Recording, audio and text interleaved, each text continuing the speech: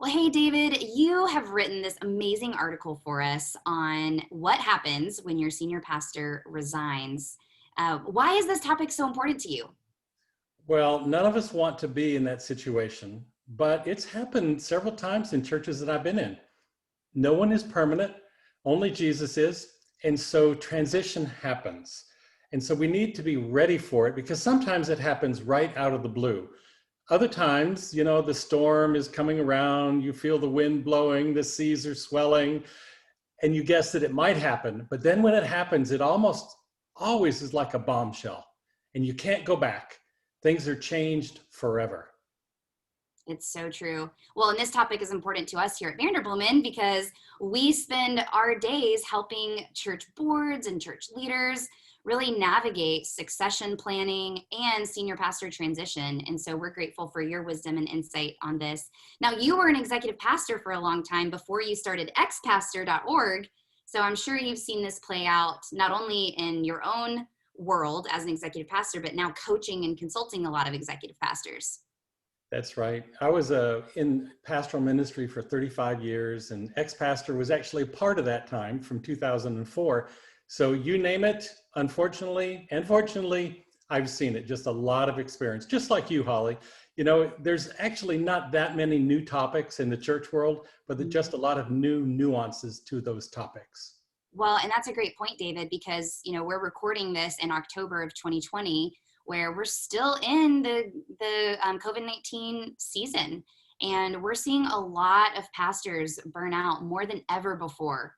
And so we're seeing a lot of transitions happen in that senior leadership role where either maybe the pastor was already close to retirement and is now saying, I didn't sign up for this. I'm exhausted. I'm tired. It's time for the next leader to step up and carry this church into the next season. Or whether it's unplanned and they just need a break. And so we're seeing that happen. And so that's why the practical steps that you put here in this blog are so helpful to helping a church navigate this. So I would love to hear from you. There's steps here, but what is the most critical component that you want people to take away from this article? Well, there's four main components. Decide if you should stay. Excuse me. Austin allergies. Develop a communication plan. Inform the staff and inform the congregation. The most important one for the staff member, whether it be an XP or someone else, is decide if you should stay. That's a prayerful thing that you need to do. And it's not about a list of pros and cons, because the cons may outweigh the pros. Tammy and I did this once, and we had a full page of reasons why we should leave. But we took a week, we prayed about it, and this is what we clearly heard from God. If the elders want you to stay, David, you need to stay.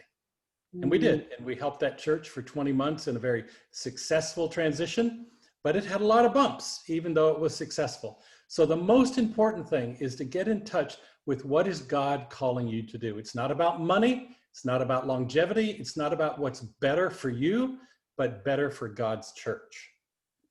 Other than that, I'm not passionate about that at all. Right?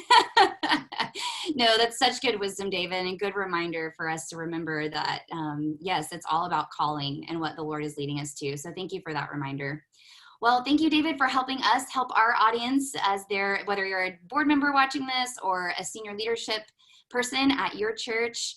This is a critical topic that it's important that you spend time, at least on an annual basis, coming back to this. Even if your senior pastor is not currently resigning and they've been there a long time and plan to continue to be, it's important that you plan for this so that you have a contingency plan in place for the day that it happens. So David, thank you so much for all you're doing to support churches out there. We appreciate it. My pleasure. It's great to be with you, Holly.